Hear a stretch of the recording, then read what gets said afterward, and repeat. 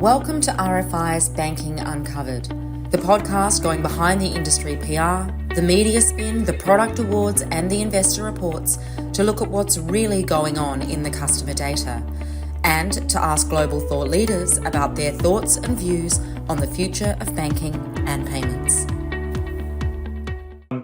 Welcome to RFI's Banking Uncovered, where we go behind the industry reports and look at what's really going on in the data in banking and payments. Today, myself and my co-host, Chloe James, are delighted to be joined by Jim Marous in the States.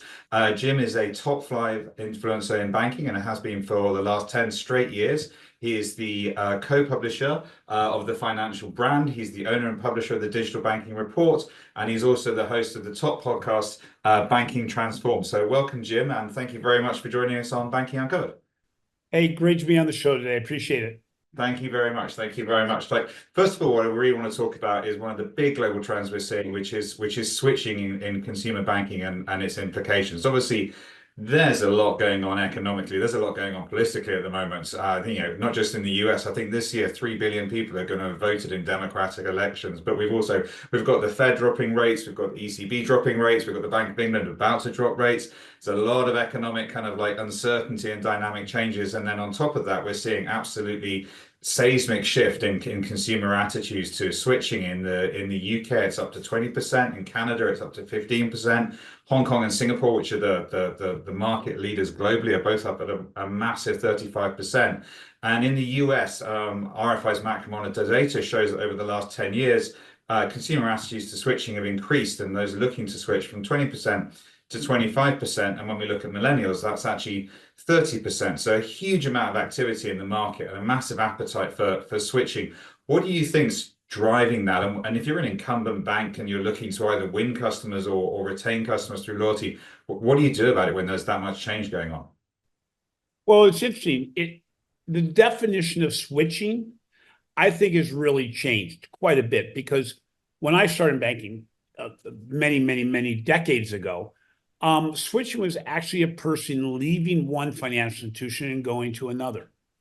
And the reality is, when you investigate who is switching or who is opening an account elsewhere, those are very different dynamics, because the biggest change between switching in the past and switching today is most consumers do not close the account they switched from. So what happens is we retain the relationship we had, but we expand the number of organizations we're working with. And we're seeing this overall. And it's interesting, because when I work with organizations, or when I speak to a group of organizations, I ask them, how many of you have actually closed a primary financial relationship in the last 5 years? And virtually nobody raises their hand. But if I ask how many of you have opened a brand new relationship with a non-traditional or an organization beyond your primary financial institution, almost everybody raised their hand. So as opposed to switching, I would like to call it more of a silent attrition or a relationship expansion, because I think in my case, on the personal and the business side, what I'm seeing is I've opened new accounts, but I haven't closed the place that actually holds the primary relationship from a deposit side. And in the US, I think we're seeing, even though Chime and a lot of other organizations have gained new accounts, I'm really questioning whether or not if those are really primary financial relationships, because the deposit levels are lower than what we've seen in traditional financial institutions. The transaction levels are lower, but the transaction levels at their previous primary have also become lower, but they're more directed. And so what we're seeing is the only way to get a good gauge as to where is the primary financial relationship and what product drives that is looking at flow of funds. So if my primary financial institution at my business bank looked at my flow of funds, they'd realize that it's going to other organizations other than themselves, and they're simply a warehouse for deposits. On the other hand, I'm getting very specific as to what I want these other institutions to do. In some cases, I want them to manage my investments. In some cases, I want them to help me build a savings plan. In other instances, I want their individualized, personalized engagement to drive that relationship. So the key element here, when we talk switch, we shouldn't think it's, at least in the US and North America, we should not see it as a complete closure of what existed, but an expansion as to where it's all building today. It's interesting because I think it's almost like a predetermined or personalized open banking relationship. I am building a relationship involving a number of different organizations that are working with me to build a better wellness plan, financial wellness plan. So there's tremendous concern around what I'm going to call silent attrition. And I think there's a lack of realization by primary financial institutions as to how big that really is. They're not looking at the fact that every time a person gets a deposit in their account, this customer is moving their account, their dollars someplace else, maybe for a payments relationship, maybe for a savings plan, maybe it's for an investment plan. And on top of that, I have a 26-year-old son. And I would hazard a guess, if you really dug into what is his primary financial relationship, it's with his payments vehicle. Yeah. It's with Venmo. It's not with Chase or PNC, even though he has accounts there. It may even be with a credit card provider where all his transactions go through a credit card provider and the money gets flowed back and forth to pay off that and make it so he doesn't incur interest charges. Yeah, it's really interesting you say that. So one of the things that we do in our data is we ask the customers, the consumers, like, okay, forget where you deposit your salary check, which one do you think is your primary account? And then if you just look at the data for the last 2 years, Chime has acquired more primary accounts than Bank of America and Wells Fargo combined. And if you actually then combine Chime with SoFi and Synchrony, it's over 10% of the market in the last 2 years. They've acquired primary accounts where the customer thinks that they are the primary account. And there's that huge change, as you say, like 10, 15, 20 years ago. Where is your salary deposited? That is what we call the main bank account. That's what we wrote. Now that's just a deposit taking institution. Now it's where do you do all your activity? And that's where the fintechs start to have real traction because they've got such great customer experiences. And it kind of leads me on to my next question because it feels like the age of the fintechs, we've been talking about it for over 10 years. It feels like it's finally here. The dawn of the fintechs has finally arrived. We've got 10 million Monzo customers. Revolut have got a banking license. We've got 200% growth in fintechs in the last 5 years. I think the top 10 fintechs now have more retail banking customers than the top 20 retail banks. So it kind of feels like the age of the fintechs is here, offering these really very specific, really frictionless customer experiences, highly personalized. If you're a Bank of America or a Wells Fargo or a PNC, what do you do about that? How do you react to that? Because you've got to move quickly, and these are not institutions that traditionally have been set up to take risk and to move at speed. Well, one of the first things they have to do, they have to really simplify their account opening experience. Because if you have an account, you don't have to worry about that. But the reality is these customers that are opening new accounts, they're opening it with 3, 4, 5, 7 clicks, where the know your customer step itself may only take 3 clicks on your phone because they use digital ways. You know, these fintech first companies are using digital ways of identifying who you are. A traditional financial institution still today, the average account opening time on a mobile device is 15 minutes. That's unacceptable. I mean, I won't even watch a video on my mobile device for 15 minutes. So what happens is the consumer will continue to move until they find something that's darn right simple. Well, you can open an Apple credit card in less than 3 minutes. You can open a Chime account in less than 4 minutes. You can open a SoFi relationship in the same amount of time, but in a way that keeps you engaged. And then the most important component of this is once the account is open, these institutions don't have to worry about how good their experience is. Because the reality is they're very positive experiences. What they are going for is how much engagement are you having? How often are you going to my app to find out maybe what my credit score is? Maybe how often are you going to my app to make a direct payment? For me, I use Acorns as a savings device. How often Do I check in with Acorns to see how my transactions are compiling and where they're coming from? They're always talking to me. I'm often talking to them back. And yet my traditional financial institution acts the same way it always has, which is it will give me my balance.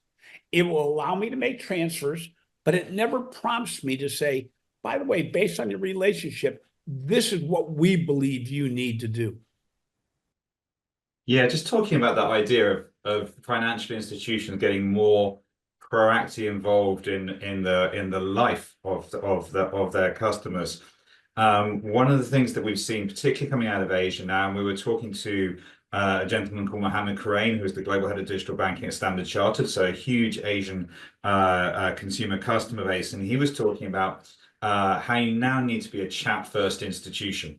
It's no good, as you say, just to provide traditional banking services via the new channels of digital, mobile, whatever. You need to be a chat-first institution. You need to be where the consumer is when they are interacting in their life. You need to be present as a financial institution rather than trying to bring them into your preferred channel of choice. And that's obviously hugely complex, hugely exciting, massive security issues in the US and North America at the moment. Do you see anyone, because in our data, we see Western consumers are much more reluctant around the idea of a super app. They don't want to combine banking and non-banking functions into one app. They want to try and keep them separate. But as that breaks down, are you seeing anyone in North America who's starting to even sort of test propositions in that kind of space of moving into the consumer channel? Not as much in the financial services industry, but for me, my Uber relationship.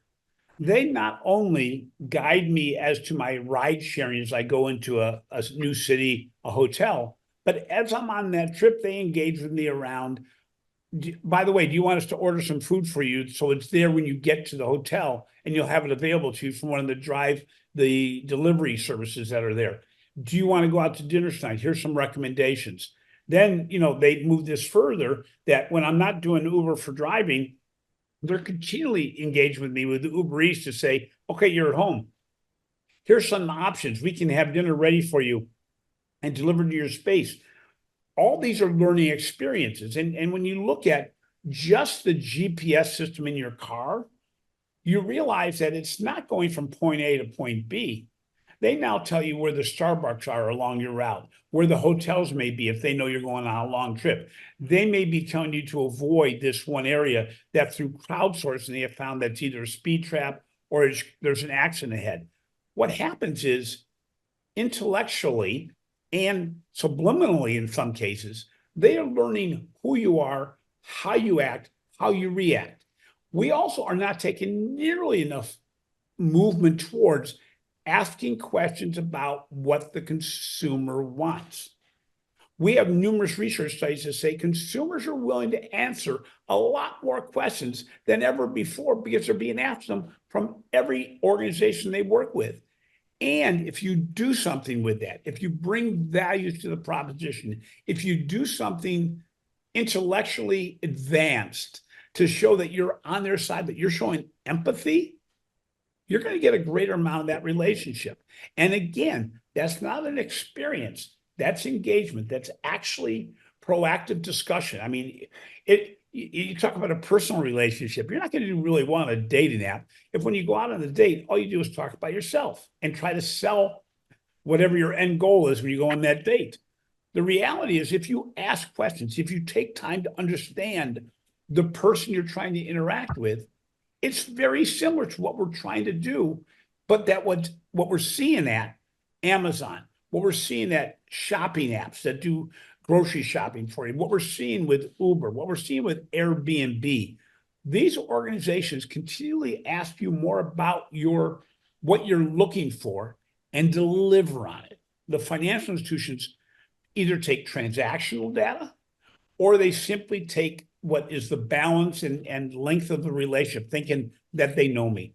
They don't know me. I mean, the reality is if you take my age, my income, and the way I bank, it is not who I am. And I'm going to be a dichotomy compared to everybody else my age and income and everything else, because I got a 26-year-old son who just got married. We have a completely different financial relationship because we're older parents in our demographic group, and the way I live and way my wife lives are vastly different as far as what we're looking for from a financial institution. We need to listen. Yeah, I want to come back to personalization in a second and how we can use AI for that. But just before I do, we meant, you talk about grocery apps, you talk about Uber, you talk about all those apps, and they do provide an amazing customer experience, but they do have a kind of advantage to a degree over banking and financial services, because banks are trying to create these frictionless customer experiences, to create these fast customer experiences. But they've got this big thing called security. And right now, cybercrime and fraud and cybersecurity in every single market is going through the roof. And it's picked up in the media, it's picked up by politicians. So at the exact same time, the banks are trying to reduce the friction. They're having to actually increase the friction, because they've got to make sure that you are who you say you are. You're not an AI bot. The person you're sending the money to really is the person that you think it is. It's not a fraudulent account. So they've got these two kind of contradictory drivers, or almost opposing forces, of trying to create a frictionless experience, but having to layer on friction via security. How do you begin to get through that dichotomy? Because that's a huge challenge, whether you're a bank or a digital player. Well, one of the challenges is many traditional banks still have a risk avoidance mentality. A risk avoidance says, I'm not going to do anything that could put my customers, my own company, at risk. And therefore, they do not open their minds and their doors to solutions that are out there today that are actually providing better risk security based on how they do their analysis. But you may have more losses, individual losses, but in smaller amounts. I'm by no means a person who's a professional in security, but I do know that organizations that take more of a risk management perspective do a much better job than risk avoidance, because risk avoidance in many cases is we're not going to be moving beyond our legacy thinking of how we built the back office. We could provide every one of the customers in our database a line of credit of some level. But in our minds, we say, well, but we want a minimum line of credit of maybe $5,000. We want to make sure the top credit risk areas and all this. And the reality is that's not going to make you money. On the other hand, if you offered me a variable amount of credit, so let's maybe right off the bat, you're going to offer me $200. And I maybe don't have the most perfect credit rating, but I've been a customer of yours for 10 years. Am I really going to lose money on that? Man, if I do, I lose $200. It's not $20,000.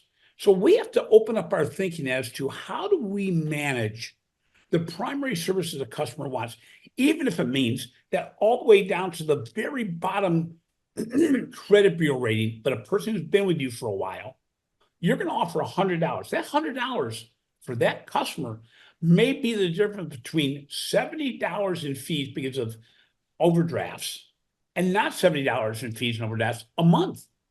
So what you've done is you've given, for this person, a peace of mind knowing I have this thing that's going to keep on varying and they'll keep on making the money available to me as long as I pay it back.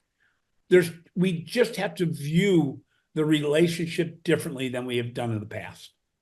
I mean, that kind of leads me onto AI and generative AI, because obviously the solution, and it's not an all-encompassing panacea that generative AI is going to provide, but when you're talking about fraud prevention, when you're talking about personalization, when you're talking about being able to do things in the moment, when you're talking about the checking that can go on between a payment, even domestic or cross-border, obviously both AI and generative AI are hugely valuable tools that can be used in those cases. And then when you look at what Klarna's done with their customer experience, I think they've replaced 750 humans with generative AI. They've got the wait time down from 11 minutes to 2 minutes, and they've added $40 million to their bottom line. So obviously some really impressive stats there from a customer experience point of view. You've got robo-advice, as we're starting to see interest rates come down, and therefore savings rates comes down, and therefore people are going to look for more things to do with their money, because they're not going to get 6 or 7% in a high interest savings account. Now, we know from our data that 45% of households in the US prefer robo advice. They don't want to speak to a human being. They want robo advice. So you've got robo advice, you've got kind of customer experience, you've got fraud prevention, you've got personalization. Which of these things, or is it all of them, you think is gonna be the key to unlocking the potential that banking can leverage with AI and generative AI? It's going to be different for me than it's going to be for my next door neighbor on one side and the other side of my house. Some people, like myself, already use so many digital tools that I know that I can make it so you know me better, and I'm not putting myself at risk because I know the dynamics of what that is. Person to the left of me in my house may not believe that. They may want to have that personalized, I want to visit the financial institution. I think that's where the personalization really comes into how do I want banking? What mix do I want between digital and human? How human do I want my digital, and how digital do I want my human interactions? And at what cost? What we have to do is figure out through transactions and through interactions what's important. I don't think there's one simple answer. And I don't think there's any one organization that's going to have a key to this. There are still going to be community banking organizations that are going to do very well because digitally they'll expand beyond their region. But within the region, they're going to provide the best, very best level of really personalized interactions, know my name type interaction that may be important to a subset of the overall marketplace, but not by demographics, not by income, but you have to know who I am versus who you are. Anywhere are you seeing right now, either fintechs or the digital arms of banks starting to produce personalized services? Is there anyone within banking that you think in the US is starting to do that and is starting to do it well? I mean, obviously, talking to you from across the pond where Monzo is so big and so prevalent, it's a tiny player in the US, but they are starting to gain ground there. And the way they won so many customers over here was by doing a really, really great job at personalization. So are you starting to see anybody start to really sort of like, make a good case within that space in banking? Boy, it's a really good question because even Monzo, as good as they are, they're a sub brand. They have a lot of customers, but the reality is, are they a primary financial institution to a massive base that's generating revenue? They're still looking for funding. So there's one of these things that you balance this, and it's a great story. And it's one that should be recognized by the traditional financial institutions. But I think when you look at every one of the big 5 to 7 institutions in the US and the top 2 of the 6 in Canada, North America, they're doing a really good job of moving forward. I think the challenge right now is that, for instance, I use 2 top 5 banks. I think they know a lot more about me than they let me know they know about me. In other words, while they could, if I went into their office and said, okay, tell me everything you know about me, I'd be stunned by how much they know. But they don't do anything. It's the deployment of solutions based on that. Now, I'm seeing some small organizations that are using mobile discussions to build from a personalized relationship and build that relationship over time using the mobile platform, text, maybe it's within your mobile banking app. My mobile banking app, between my 2 banks, if I change the colors, there is no difference between the way they lay out their mobile app. It's no different. I mean, good news is I know whenever I get into a primary relationship, primary financial institution's app, I'm not going to have any trouble moving around because it's exactly the same. On the other hand, as I mentioned earlier, if you at the top of it had, here's how much credit's available to you, simply click here and get that credit today, transferred to your account. Or we see that your account's getting a little bit more balances in it than normal. Click here and open a savings account with some of this money today. Nobody's taking action in a proactive way that shows me that you love me. And that's where the difference is. That's where every institution, every fintech really needs to do better at actually deploying and realizing that you're going to quickly know if the customer wants that much interaction and if they believe you're selling to them or trying to help them along their financial journey. I think all the biggest banks in the US are moving almost in lockstep. They're all making advances. I think some of them do a worse job because they hesitate too much. They're much more conservative. They're not going to take the same risk. But a Chase and a Wells, a Citi, a Bank of America are doing really well. I think one of the standouts, even though you may not be seeing it overall, will be Bank of America. They have I think it's 7 years now of Erica, their personalized bot platform, their automated engagement tool. And the reality is, what have they learned in 7 years about me and other customers that we're all waiting for AI to kick in? They've already got that already figured up. So I think you're going to see a big jump forward for them. I think Wells and Chase are doing an extraordinarily good job. But as I mentioned to you before our podcast, I think there's some really small organizations that are doing amazing things, that have cut down their new account opening process to 3 minutes, that have built an ongoing engagement platform, are building a way to get a loan in a matter of minutes instead of a matter of weeks or days. And they're doing really well. And it gets down to leadership. The leadership of these financial institutions, Monzo is a great example. Why are they so good? Don't tell me it wasn't the leadership of that organization. It is. How have other organizations like Chime, like Varo, like other organizations in the North America area done so well at pivoting?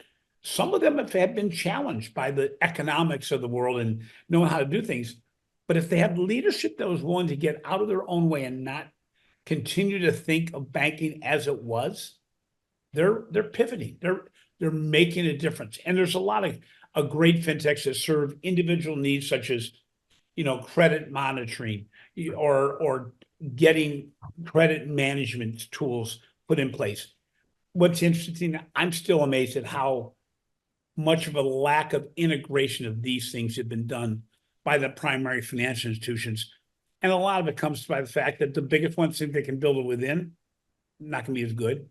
I think Chase is starting to see that they're doing much better with partnerships than they are trying to do it themselves. Because if you build a partnership with organizations whose central goal is X, they're going to deliver on X on a regular basis. It's going to be hard for your internal team to prioritize all these things at once.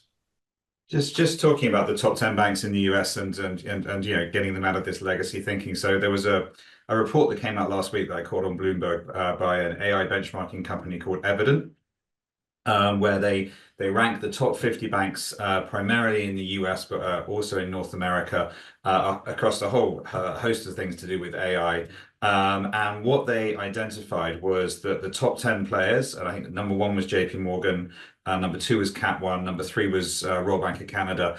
But the top 10 players are progressing at twice the speed of the non-top 10 players at integrating AI across all their institutions. And their CEO, I'm going to try and pronounce this correctly, Alexandra Musa-Vizadeh, was on Bloomberg, and she was saying that even with that, there are only 2 banks, of which JP Morgan was one, that are publishing the ROI that they're getting from their AI integration. So JP Morgan published that they got a 2 billion ROI on their AI integration. But she was talking about how hard banks were finding it to integrate AI, and that comes back to what you were saying about that, that avoidance, that risk, that legacy thinking.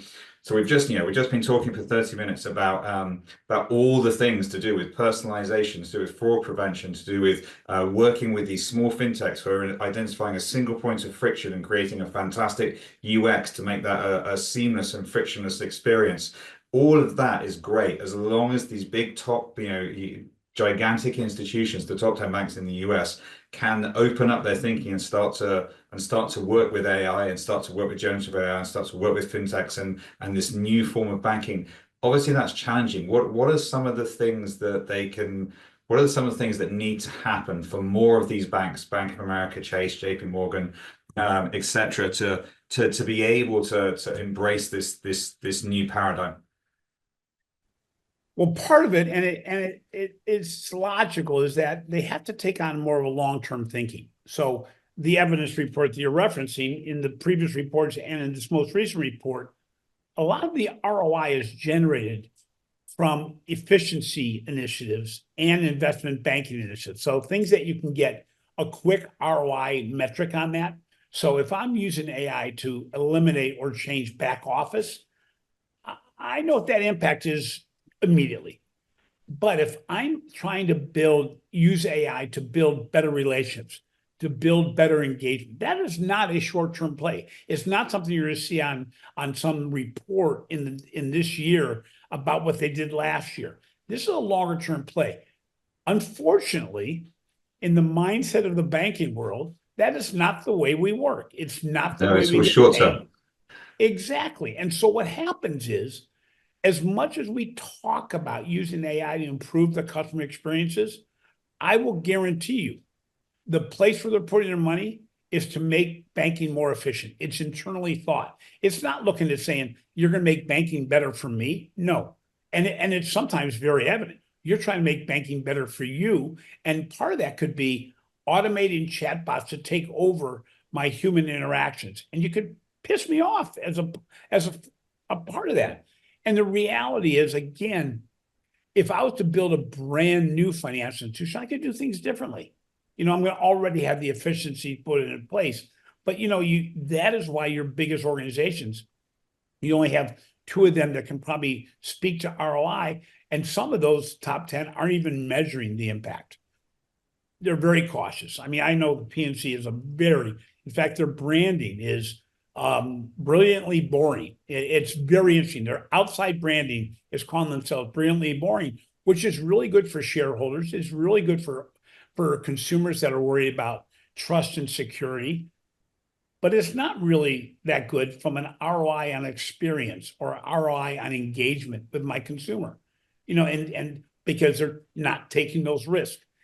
It's really thinking about banking differently. And again, I get back to risk management as opposed to risk avoidance, and looking more at the long-term value of engagement. I mean, what's interesting is things work so slow that most financial institutions don't know of all the relationships and revenue they have lost because people have spread out the relationships among 7 organizations instead of 2. That my son's entire relationship, yes, he just opened a brand new relationship with Chase because he just got married. It's a brand new financial institution with him. He wanted an institution that would go wherever he goes or his wife goes.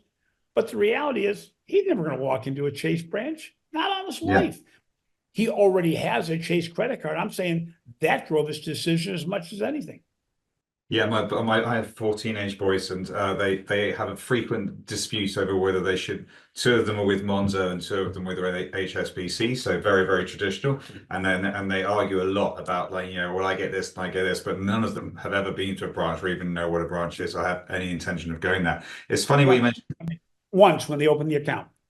No, they didn't even have to do that. They were there. Yeah. They didn't even have to do that. It's funny what you say about chatbots, because I lived in Australia for years, and this was some time ago, before the pandemic, when they first had AI chatbots. And obviously I don't have an Australian accent, and the AI chatbots for Australian banks were trained to work with Australian customers. So I literally was reduced to tears of frustration trying to explain to a chatbot what I wanted, and just kept on going, we don't understand what you're saying. Can you repeat that? So I literally ended up putting on an Australian accent in a way to try and navigate through this chatbot.